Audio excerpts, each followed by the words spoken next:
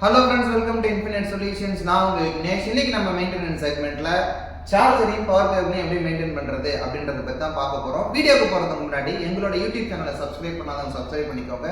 Instagram சேனலை follow பண்ணாதவங்க follow பண்ணிக்கோங்க. ஸோ வாங்க நம்ம வீடியோக்குள்ள போகலாம். இப்போ இது உங்களுக்கு இதுதான் பவர் கேபிள். ஸோ இதுதான் சார்ஜர். இந்த பவர் கேபிளை எப்பயுமே லைக் இப்படி நீங்க கையில பிடிக்கிறீங்கன்னா அது எப்படி ஃபோல்ட் ஆகுதோ அந்த மாதிரி நீங்க ஃபோல்ட் பண்ணி வைங்க. நீங்க வேலை பண்ணிட்டு உட்காந்து இப்படி கையில பிடிச்சிட்டு ஒரு நேரம் கொஞ்சம் சின்னதா சுத்துறது, ஒரு நேரம் கொஞ்சம் பெருசா சுத்துறது சுத்தாதீங்க.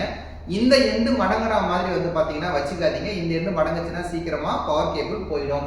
அதே மாதிரி சார்ஜருமே சேம் சினாரியோ. ஜஸ்ட் நீங்க கனெக்ட் பண்ணுங்க, கனெக்ட் பண்ணி யூஸ் பண்ணுங்க. இதை ரெண்டையும் நீங்க தனித்தனியா வச்சிருந்தீங்கன்னா எல்லா லேப்டாப்பும் தனியா வரும். இதை கனெக்ட் பண்ணும்போது ஸ்ட்ரெயிட்டா கனெக்ட் பண்ணுங்க, ஸ்ட்ரெயிட்டா வெளியில எடுங்க. இப்படி ஷேக் பண்ணி உள்ள இன்சர்ட் பண்ணாதீங்க. ஓகே ஃப்ரெண்ட்ஸ், இப்படி நீங்க வச்சாலே சார்ஜர் லைஃப் வரும், சார்ஜர் கட் ஆகாது. தேங்க்யூ ஃப்ரெண்ட்ஸ், நாளைக்கு நம்ம வேற ஒரு வீடியோல மீட் பண்ணலாம்.